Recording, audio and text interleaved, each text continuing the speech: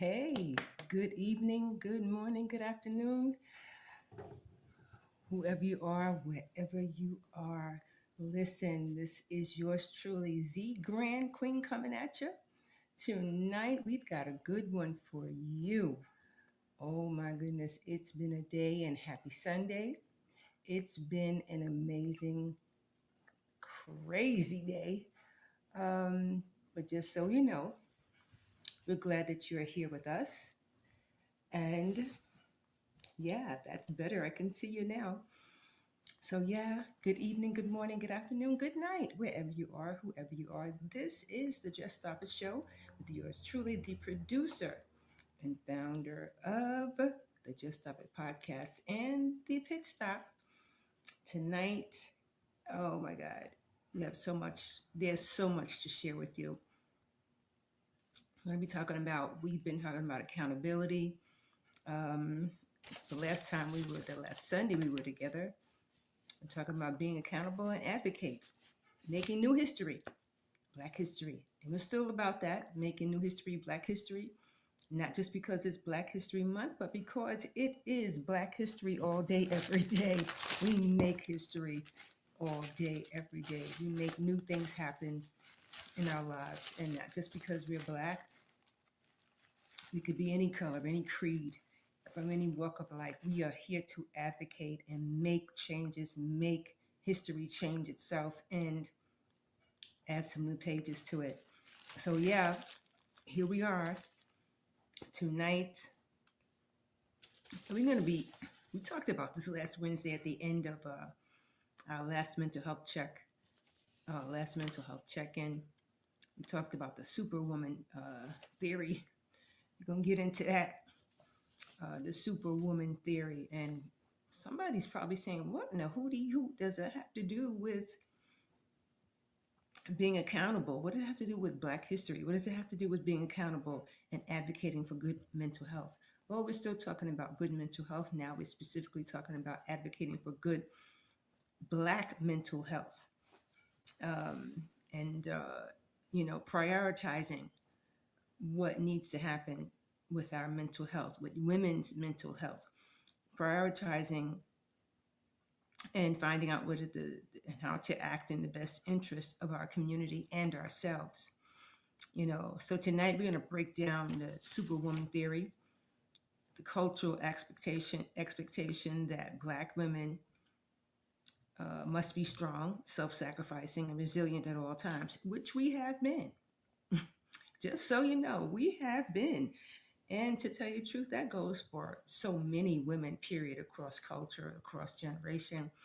We're talking about Black women tonight. We're talking about the things that they endure. We're going to deep dive into the realities of what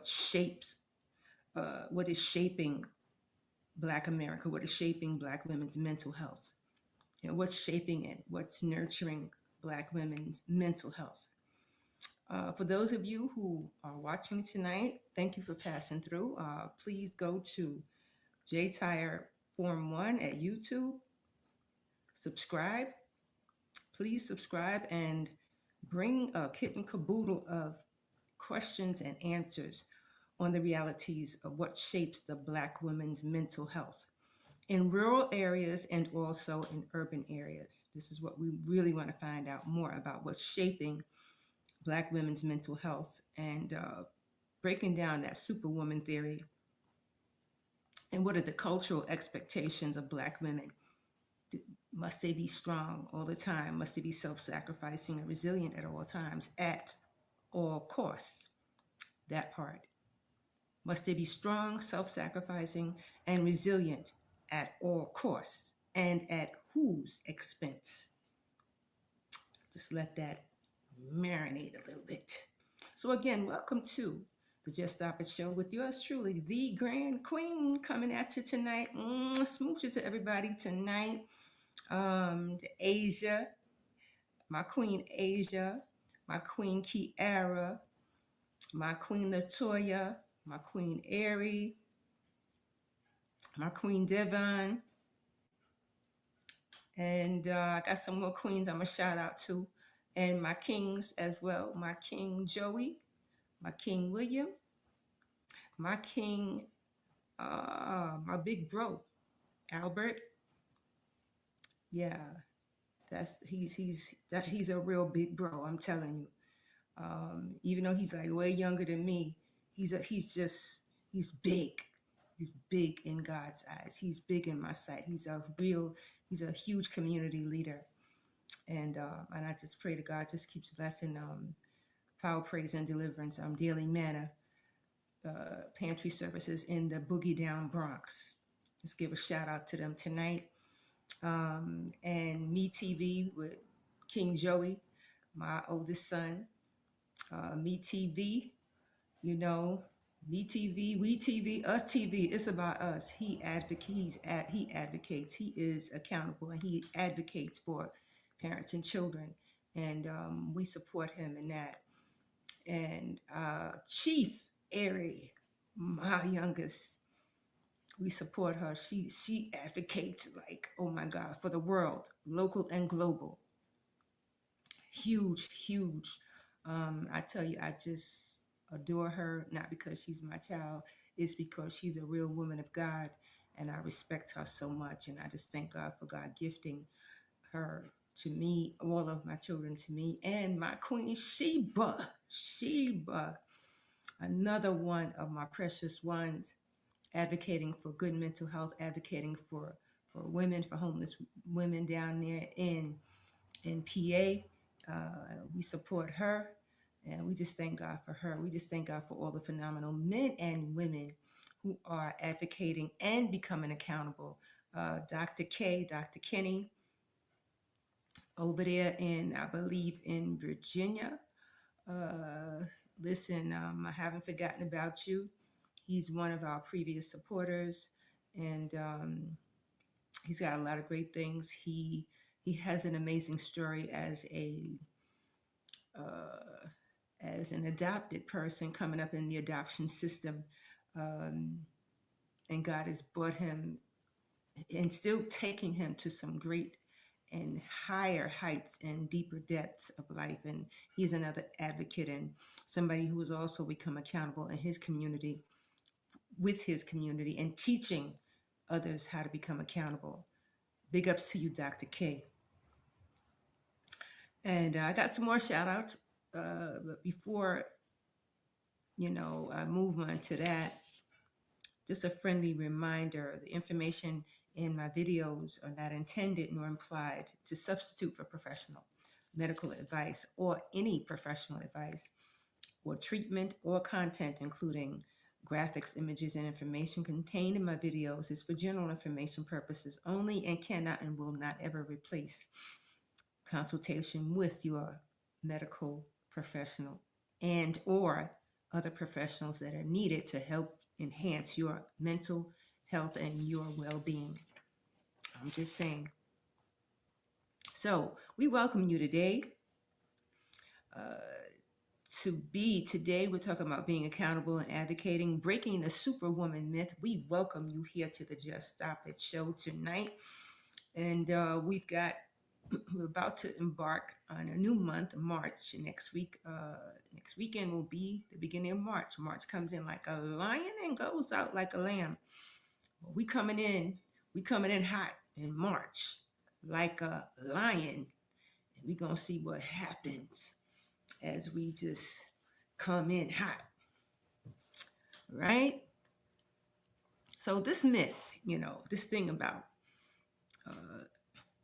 Superwoman and being accountable and advocating, we're talking about what it takes to face society, what it takes to face ourselves.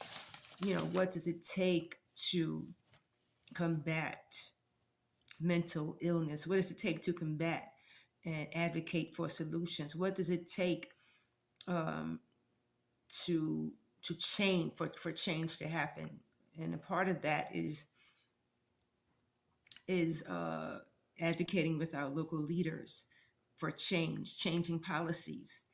On the last show, I did talk with you about advocating for amendments. There's so many different mental health laws on the books, and that to protect us as patients. There's so many different mental health laws, uh, not just on the books to protect us, but to protect us from being taken advantage of. Um, you have mental health laws to make sure that doctors and community, they follow the right policies, and again, patients must be protected. And at the same time, sometimes there needs to be amendments to certain mental health laws, particularly the ones I've been talking about in particular has to do with HIPAA laws. Some of the HIPAA laws need to be amended. We're not talking about changing the wheel, we're talking about amending it based upon the situation. There's no one size fits all. So it's integrated into making new history, changing previous laws, changing outdated laws, amending laws, and again, updating things that are more relative to how people need to live. And that HIPAA law privacy rule that I was talking about, that I've been talking about for the past year and a half, is 45, 164, 150. How it works in different states, empowering families to navigate the complexities of mental health care. We're talking about being able to create better dialogue among family members and friends who advocate and are accountable for their family members and friends who are passing through a mental health crisis. Many times they don't know they're passing through it. But what kind of dialogue is created? Who is speaking on their behalf? Can they speak for themselves? And do they need others to help enhance their voice, to help give the medical team better understanding as to the history of how things happened before, during, and moving forward? So tonight, that's just a part of the realities which happens to Black men, Black women, and in Black women in particular. So many times these certain things happen before the break comes, and they call it in the world of psychology, they call it a break. We as civilians, we may call it, or laymen rather, we may call it breakdown, but in the world of psychology, they call it having a break, meaning everything stops. The process, the mental health, the reality, because in my mind, that's my little interpretation. And so many Black women are experiencing the reality stop. What's going to be there when they have that break? Who's going to be there when they have that break? What is the plan of action? What is the care plan for them when they have that break? So tonight we're breaking down the Superwoman theory and the cultural expectations of what it really means, and what does it take, and at whose expense do we have to be? At whose expense do we, me, you? I posted that that's going to be posted on the show. When you see the reel, it's going to be the Superwoman. You, me, we. It's all of us. Because, we face so many things in reality. We face so many things in society. In Mark chapter 10, 22, this young man, now I'm using young people because it's relative. A lot of this is relative to so many young people who are a part of the family, who help keep the family together, who parents are working for on their behalf. And society is always preying on young people. And this is why some of our young people are angry, is because they have been groomed from conception to do certain things a certain way, to it's sort of like a one size fits all. They've been groomed since conception that they have to be a replica of somebody else. So when they figure it out that that's not reality, that's not a part of their reality, it's not even a part of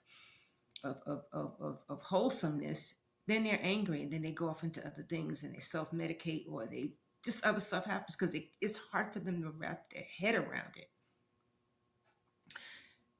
And in comes this theory, and I'm gonna share with you how I'm tying in the Black Superwoman theory. Mark chapter 10. Now this is the story. I got a couple of stories to share with you tonight. This gonna be the banger. In this story, Mark chapter 10, 22, this young man, he was a prominent young man. Ain't nothing wrong with that. I'm gonna tell you something. Ain't nothing wrong with having assets. We're not talking about money. We're talking about assets, things that fulfill your life in all areas of your life. Assets, streams of income. There's nothing wrong with that. So anyway, the question was asked of him. He's very rich, and he asks Jesus. He says, "What to do to inherit eternal life?" Now, eternal life is just, in my mind, it's just. I'm talking about in layman's terms. Eternal life, being able to understand how life operates on earth, how you live your life on earth, and from earth to glory, from earth to heaven, experiencing those heavenly places now, and then rest, ruling, and abiding with God henceforth and forever. That's just my little rendition. That's just the shortcut of it. But anybody who lives the life of Christ, there's more to it. But I'm just saying, this young man asked, how do I inherit this special lifestyle? I'm just paraphrasing, because he was really talking about this special lifestyle or life. He didn't know it was a lifestyle. He was talking about this eternal life. He didn't know it was living a lifestyle that takes him from here to into, everlasting, long-lasting life. So Jesus told him to sell all his possessions and give to the poor. But he was like, nah, can't do that. He told him to sell his possessions, but instead of him rethinking and saying, hey, I have so much, what's my residual? Instead of saying, what's my extra stuff? What's the stuff that keeps my assets flowing? And let me sell that. But he didn't even deep dive into what Jesus was saying to him. So this is why he was disheartened. This is why he was like, he couldn't even dig deeper to get full understanding. He would have gotten clarity had he dug deeper. But anyway,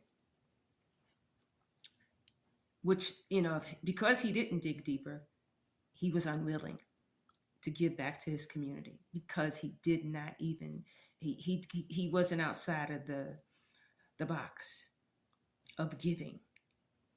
So, which leads us to accountability and advocacy. In this text, it's a call to prioritize ethical and moral responsibility. That's pretty much what Jesus was asking him. Say, hey, you could be more accountable, my guy. You need to give back to the community. You got a lot going on. You got a lot to give. Just reevaluate some of your assets, some of your stuff, and see how you can upgrade and uplift your community. Because again, this is how it works in the life of God. This is how it works as a advocate, as someone who is accountable. The priority has to do with ethics and moral responsibility. It has to do with what is fairness and what is just. Advocating for accountability often involves individuals and institutions becoming responsible for their actions. Now, this goes straight up to legislators and legislators who are always making rules, but how accountable are they? And this is what makes the people, the community, angry with them, morally angry with them, because they have not actually taken accountability in their position. They have not used their position to become more accountable and to uplift and to teach the communities how to uplift.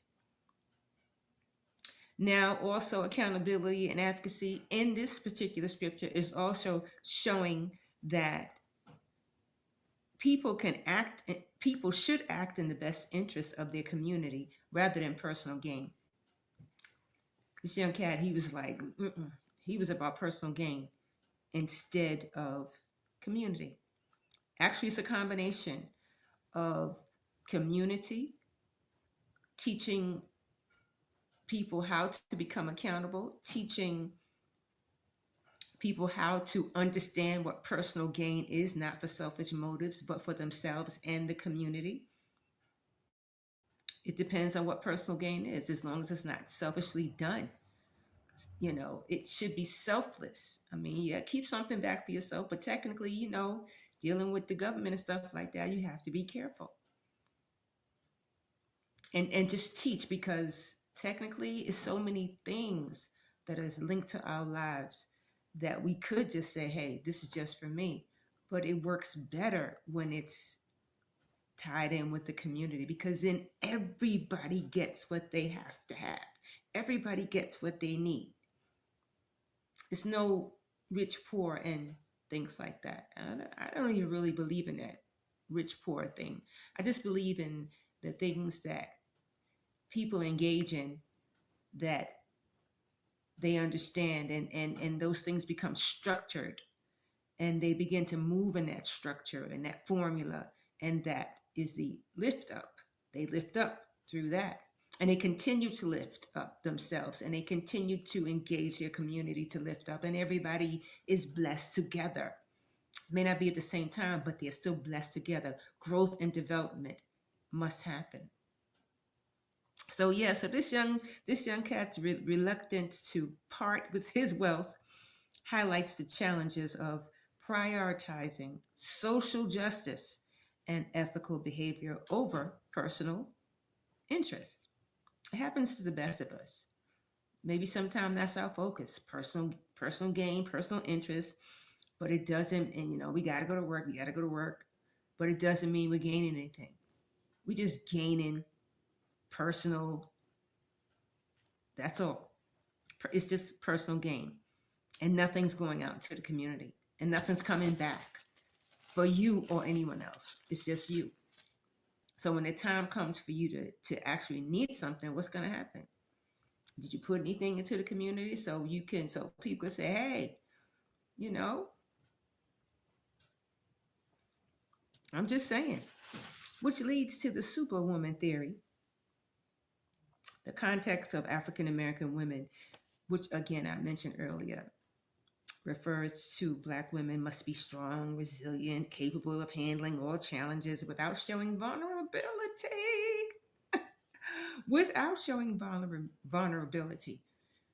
That is not correct. We are vulnerable. Women, period. Men, women, children. Sometimes it happens. We become vulnerable. But this society puts the pressure.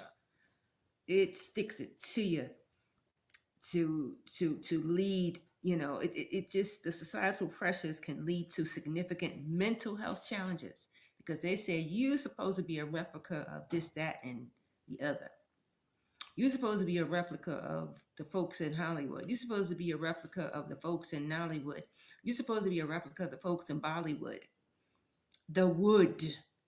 The wood just symbolizes, what? The wood. It just symbolizes antiquated, I wouldn't even say antiquated, just a replica of standards. The wood. It could, it's like a wood stump. It's like a tree stump. It could have been there for years. And eventually it's just going to be a dead stump and good for nothing.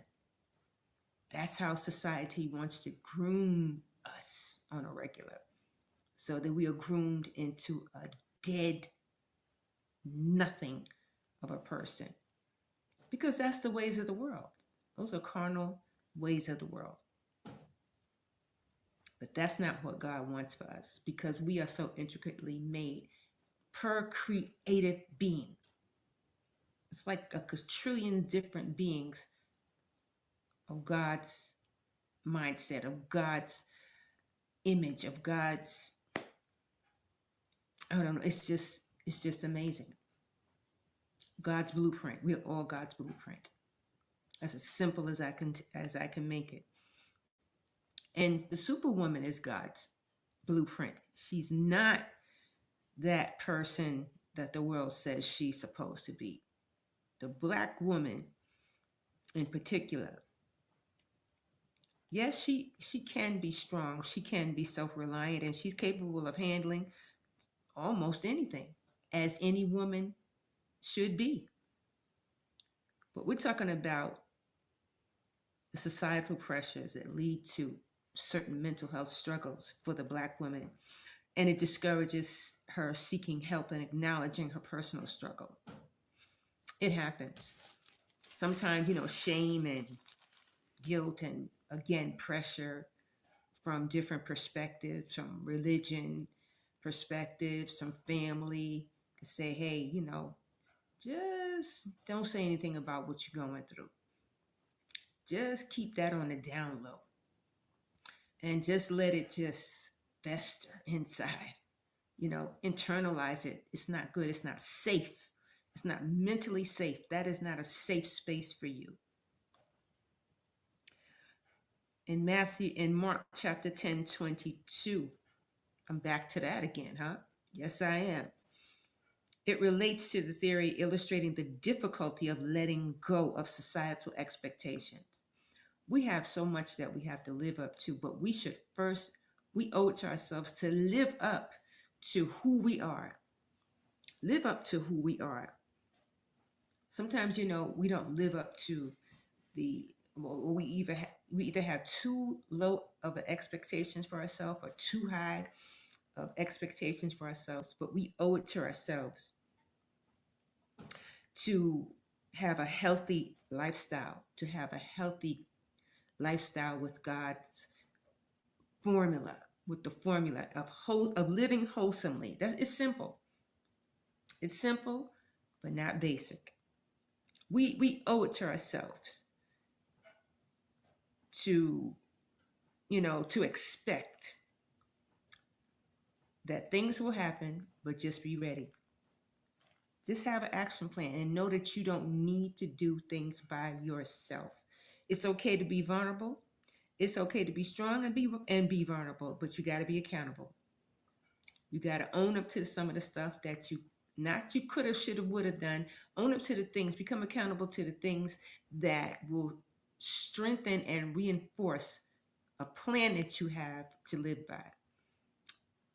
Own up to and become accountable and use the tools of accountability so that you can live a life of better and structured, a life of structure and a life of better understanding, a life of wisdom, a life of discernment, a life of knowledge.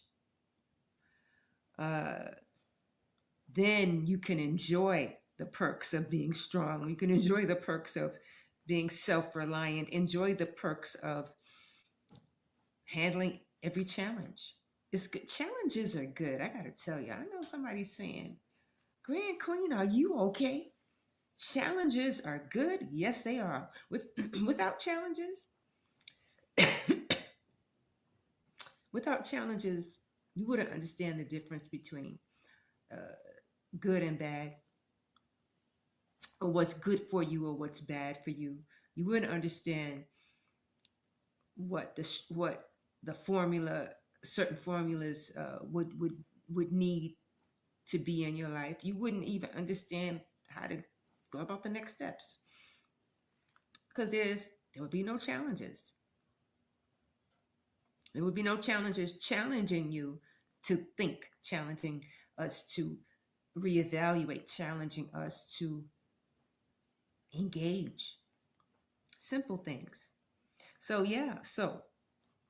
the Superwoman, just like the young ruler, the young man, he was struggling, this young rich guy was struggling to give up his wealth. Black women may struggle to let go of the Superwoman persona, to prioritize their mental health and well-being. They got to let it go. Let that go. It's all right if you feel weak sometimes. You feel like, hey, I can't do it. Say you can't do it. If you got to shout it out and say, I can't do this anymore, shout it out and say, I don't want to do this anymore. Speak to it. And whoever else is bringing that challenge, whoever he, she, we, they, us, them, whatever they call themselves, and they are bringing the mental health. I have to say, Dr. Amen said the pain bodies, they bring in the pain. Tell them you're not taking that pain anymore. And there's so many different ways to communicate a no. There's so many different ways to communicate a yes and a no. There's so many different ways to communicate yes, no, stop, go, I'm not taking it anymore. And I won't take it anymore. And this is how I'm not taking it. And this is what's stopping whoever they call themselves, whatever they call themselves. God will give you the vision and the plan on how to just stop it. This is what we're here for, the Just Stop It show, to teach you how to just stop and make mental health your priority, and to think and advocate and become more accountable for your actions, for your community, which will make you more self-reliant. It will make you more capable in handling the challenges without showing vulnerability. It's okay to show it, but there's some tools that need to happen, some tools that you need to start to use to keep you from showing those vulnerabilities, because some people can take your vulnerability and throw you under the bus and bring more buses to throw you under again. Because there's some people who will never stop. They will never stop their mayhem. And God is very patient, but it doesn't mean that he will not bring righteous judgment on that situation. And he will raise you up to be the phenomenal and amazing being while he handles those who have been troubling you. Now, just as a Black woman, Superwoman,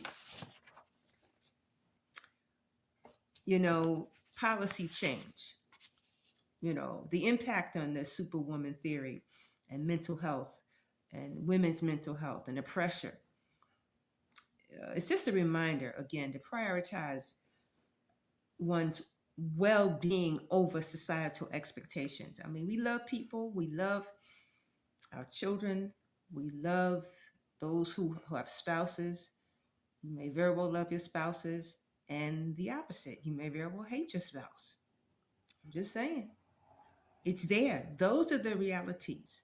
You may not hate your spouse. You may hate the things that your spouse does to try to deter you from being this whole being that you are. So you have a right to hate sin.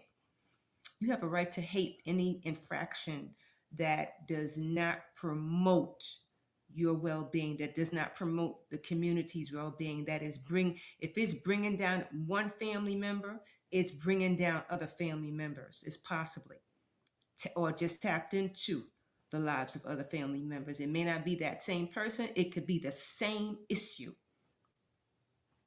So it has to be combated. It has to be sorted out. So this is just a reminder. This is Black history making new history, and the impact of the Black Superwoman. She must learn to work towards better mental health outcomes for herself and her community of women, and break free from the damaging effects of the Superwoman theory. Break free of that. It's easy for somebody to tell you, oh, you got to be strong. How? If somebody's saying to you that, opposed to, here's something to help you to be strong, that's way different. So here's a perspective to help you to get to the strong finish line, to get you from being vulnerable to being what? From not being vulnerable. Here's something to help you to learn how to be self-sufficient. Suppose you are in a situation and you've got a family member who's put you in a compromising situation for you not to be self-sufficient, for you to be financially dependent on he or she. It happens to so many men and women, boys and girls. Then and which leads to chronic stress, anxiety, depression, and more, and suicide. Unaliving is what they call it in the media, unaliving themselves. And that's not what God has for us. We are who God says we are, and we can break free from every damaging effect of any words that's said to us, as any damaging effect of the Superwoman theory. Pain is pain, heartache is heartache, hurt is hurt. However, there are tools in forgiveness that can heal, strengthen, and reinforce your mind, heart to lift and get to the next step. There are different tools, and I'm going to share those tools with you. Again, 2 of them have to do with accountability and advocating for yourself and for those around you. Now, I got to share this story with you before we move to the highlight of tonight. Well, let's move to the highlight, and then I'll share the stories with you at the end. So, yeah, the Black women, theory on being strong and, carrying everything on their own. Let me tell you, as a Black woman, it is exhausting. And if somebody else agrees with me, please give a little church finger and let me know. Is it exhausting? Yes. Please share at JTire Form 1 on YouTube. If you believe being a superwoman is exhausting, please share your thoughts. Even being a Superman. If you believe it's, come on, super exhausting and harmful, please share your thoughts. This is Black History Month, and we are making new history, Black history. Share your thoughts on that one. And research suggests that, all that, things have to be proven. We all need research. You must engage research more into your lives more than ever. Data should be engaged in your life more than ever. It proves what is, it shows efficacy. It shows proof. So a lot of things, when you do your due process, right? So here we are. So again, please, in the chat, like us, subscribe, and just leave some information, right? So just to share with you that, yeah, I'm just laughing because of the story I have to tell you today. It's just, I don't know, it's crazy. But again, being strong, carrying out everything on their own, again, is exhausting and harmful. Research shows that this expectation contributes to higher rates of stress-related illnesses. Now, you wonder why you got BP. You wonder why, you've got different levels of depression and more. It is among Black women, but seeking help isn't always easy. The study shows that only 31% of Black adults with mental health conditions receive treatment. That is not good. Had a little glitch there for a minute. I'm back. This is yours truly, the Grand Queen, coming at you at the Just Stop It Show. Accountability and what we're talking about, the Black Superwoman theory. Listen, you, me, us. It's us. It's happening, right? And I was just sharing with you, 31% of Black adults with mental health conditions receive treatment. compared to 48% of white adults. This is a disparity. It's those numbers they must change, right? Now the Superwoman theory, we want to move from that. We want to move from that because it's exhausting. There's higher rates of stress among the Superwoman. 31% of Black adults, that's the Black women. That's a part of the Black women. 31% only receive treatment compared to 48% of white adults. This is a huge disparity in rural and urban areas. This is worse. These stats are worse in rural. There are fewer providers who understand the unique cultural experiences of Black women. Now, accessibility, we talked about that last week, is another issue.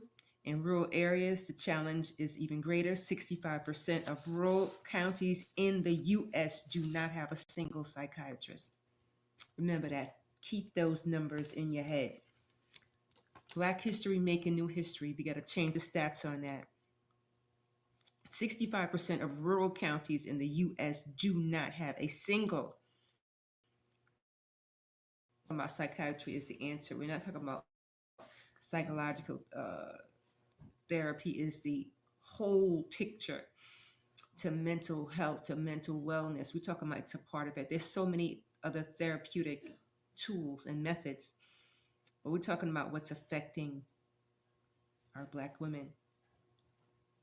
And why does advocacy matter? Why? Some of you are probably saying, why do I need to advocate?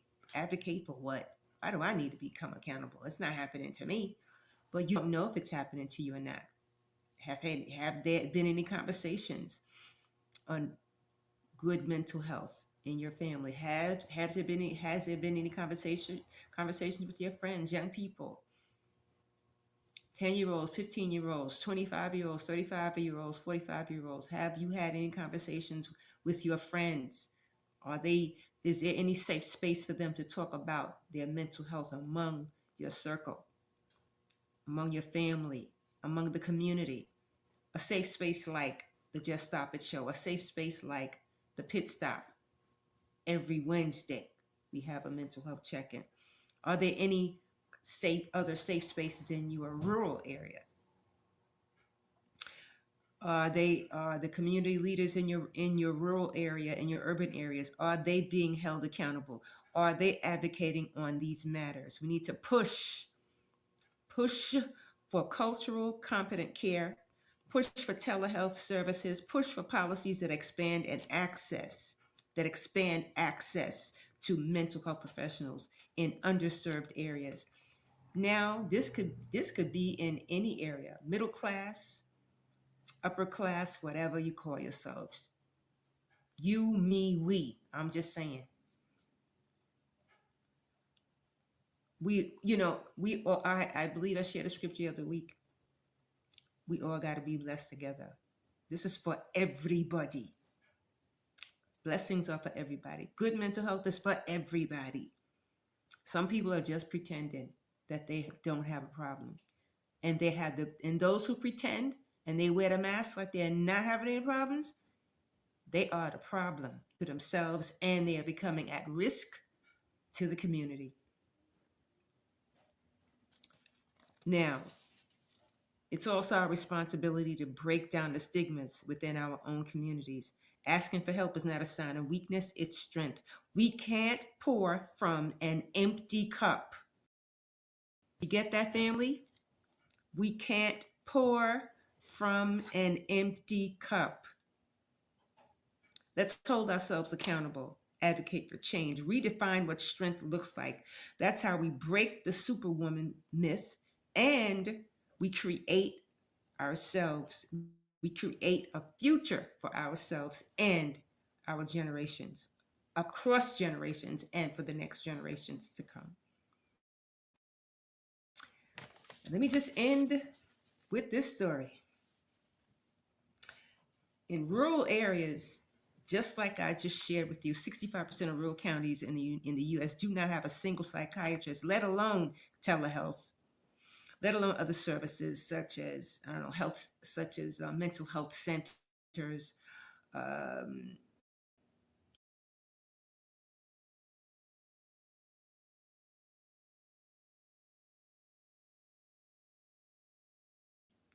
or they will have center abuse, things like that. They will have centers to combat alcohol and substance abuse, but it may not be enough. What happens to the individual before they hit that substance and alcohol?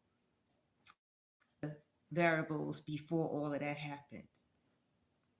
Who were there any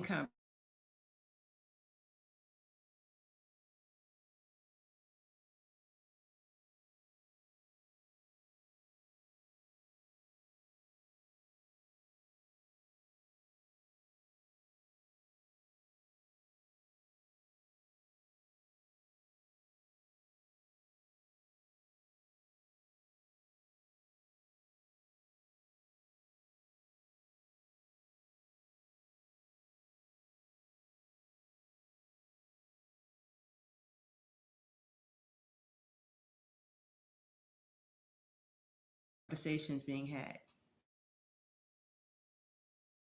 Yeah, just want to share this quick story with you. I don't know, I'm having some technical difficulties right now, but today, this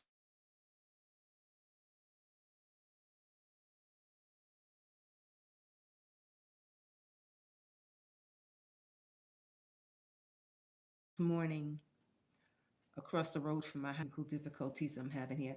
This morning from my house, across the road from my house, it was a woman. She was having a crisis. She was sitting in her car across the road from my house, and she was beeping her horn. I mean, like, come on, this was like on a state high. This was like across on a state highway. Nobody's sitting near a state highway, beeping their horn and yelling incoherently, unless something is going on. So, eventually, I'm like, wow, she's having a crisis. So I was like, hey, let me just call somebody. Let me just call the authorities to come and help her. And they did. They came and they helped her. They helped her. Whatever the situation was, they towed her car and they took her to the hospital. I guess they took her to the hospital. I don't know what the thing is in this rural area. I don't know how they, because I'm new, but in rural areas, again, the policies and procedures are different. And the HIPAA laws, I don't know how they abide by them. The research that I've seen and the stories that I've heard lately, in rural areas, the way the counties deal with it is seriously egregious, and the people suffer more than, particularly among public defenders. They do not. It's said that they don't do the job. What do I know? I'm just saying, but that's what I heard. I never go by hearsay. I need to see and understand for myself. Uh, that was this morning. Later on, in the early part of the afternoon, a young woman was going along in the middle of the highway, talking to herself, talking out loud. I heard her on my cameras and stuff. I'm like, who is that on the highway? She's talking to herself. First, I thought it was a man, but it turned out to be a woman because the way she was dressed. And when the authorities came, she took off her hoodie and stuff. She was a black woman. She was a young black woman. I don't know how far she had hitchhiked to get to that spot, but clearly she was in the right spot, because maybe wherever she came from, maybe she wasn't getting any help. And you know what had to happen? I had to call the authorities because she was back and forth, like coming onto my property and things like that. And she was at risk for herself and me, the community. So they came, and but that space and time that she was in, she was not herself, because it made me think of some of the things that I passed through with my youngest son. And I knew that her time and space was it wasn't her. It was whatever psychosis she was passing through. I'm not a medical doctor. I'm just going by the experience. And no, I'm sharing these stories with you because we are all advocates. But once we figure out how to advocate and that we are culturally responsible and competent to care for one another, to care for ourselves and to care for one another, then we must advocate.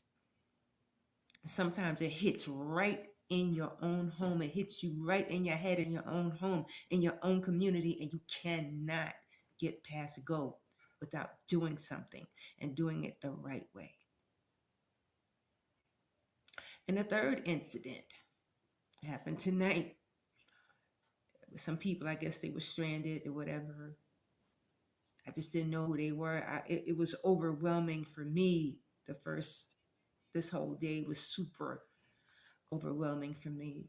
And all I could think about was like, God, what is this? But it was some people who were like outside of my home, and they were, looks like after the authorities came, they needed help. They needed help. Something was wrong with their car, and they had to get the car towed and things like that. And I'm glad that the help came, because what do I know?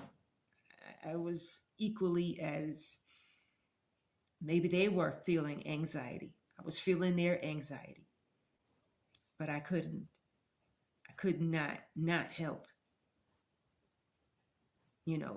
for my own safety and for theirs. And so they got the help they needed. And that's what advocates do.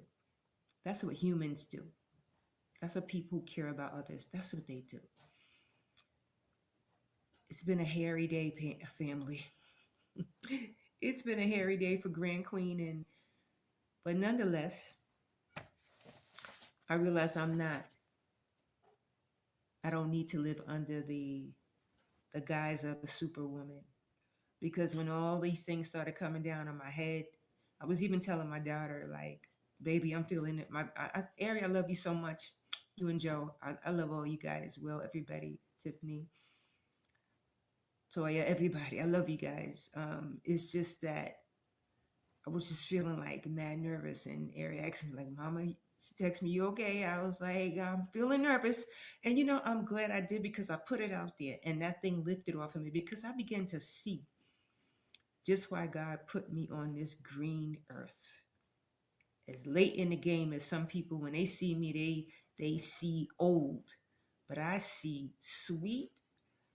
When I see me, when I wake up and I see me every day, I see the sweetest, most beautiful, amazing, phenomenal Black woman, cute as she want to be, all day, every day. I'm just saying, which I haven't always felt that way. That's how it is when you become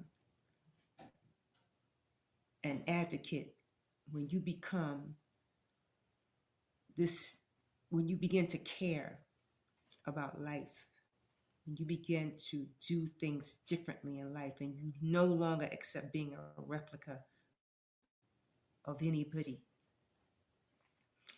And it just, after the nervousness lifted, after sharing that with my baby girl, God is so good. It just made me I felt better to know that those people were being helped tonight, to know that 2 other people were helped. And these were women tonight, who was out in the car, who were out by the side of my home. They were women also. Oh my God, these were all women. Women go through a lot, trying to live up to that superwoman theory. It's okay to be you. To be you, me, we, women. It's okay. And God will help you to be that phenomenal woman. Don't worry about the superwoman theory. This is Black History Month. Make new history. Black women, white women, Spanish women, Hispanic women, Caribbean women, make new history together. Collaborate together and make new history. Become accountable and advocate. Advocate for change. Redefine what strength looks like, and break the Superwoman myth. This is yours truly, the Grand Queen, coming at you, and we'll be back on next week. Love you like no other, as God does. Stay super, super happy. And if you ain't happy, you will be, right? Stay conscious, right? And remember, we can't pour from an empty cup. We cannot pour from an empty cup. Take that with you this week. Do some deep diving, find out more about what that means, and use it as a tool to be that phenomenal you. Much love, peace, and joy. Come back on Wednesday at the pit stop, right? For our mental health check-in. And please go to YouTube at JTire Form 1 and challenge us with some questions and answers on tonight's topic on advocating and also more support, the kind of support that we need. And also ms.com. Please don't forget.